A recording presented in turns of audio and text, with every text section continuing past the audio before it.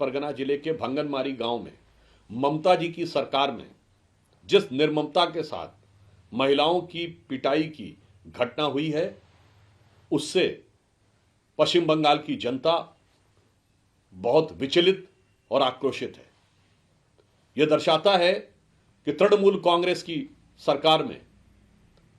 महिलाओं की सुरक्षा एक गंभीर चिंता का विषय बनती जा रही है। चाहे वो संदेश खाली में शाहजहां शेख हो, या दुर्गापुर के मेडिकल कॉलेज की घटना हो, या फिर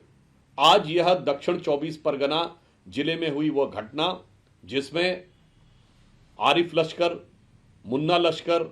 और जलील लश्कर जैसे लोग अथवा शाहजहां शेख जैसे लोग, ऐसा लगता है कि ये तृणमूल कांग्रेस के वो लश्कर हो गए हैं जो कि अपने राजनीतिक हितों की पूर्ति के लिए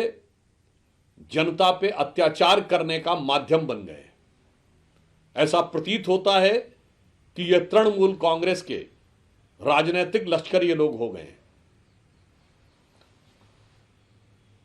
पश्चिम बंगाल की मुख्यमंत्री ममता बनर्जी जी के कार्यकाल में कानून व्यवस्था तो ध्वस्त है ही, इसके बावजूद उन्होंने माननीय गृह मंत्री जी के लिए जिस प्रकार के धमकी के शब्दों का प्रयोग किया था, इसके लिए हमें उनके प्रति सहानुभूति है, क्योंकि यह दर्शाता है कि आज पश्चिम बंगाल की मुख्यमंत्री मजबूरी में यह कर रही हैं, क्योंकि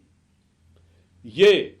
उपद्रवियों के लश्कर ने उन्हें इस कदर घेर रखा है कि अब वो चाह कर भी उनकी परिधि से बाहर नहीं जा सकती।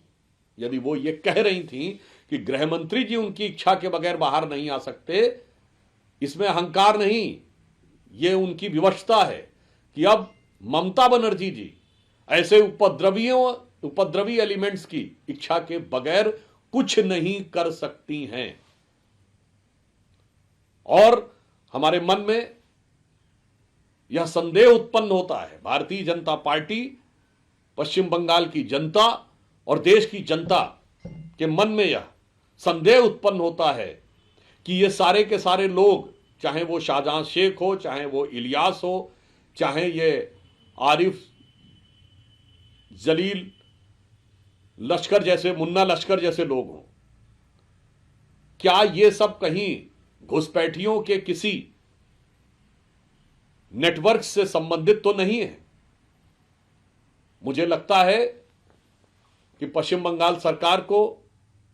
इसकी गंभीरता से जांच करनी चाहिए, परंतु मैं इसकी संभावना नहीं मानता हूं, क्योंकि आज पश्चिम बंगाल की सरकार ऐसे उपद्रवी तत्वों की बंधक हो गई है। तृणमूल कांग्रेस के कार्यकाल में इस कदर अपनी पराजय को अवश्यंभावी देखकर तृणमूल कांग्रेस के लोग कुंठाग्रस्त हो गए हैं। तो यह कुंठाग्रस्त और घुसपैठिया परस्त सरकार के कार्यकाल में कानून व्यवस्था पूरी तरीके से ध्वस्त हो चुकी है।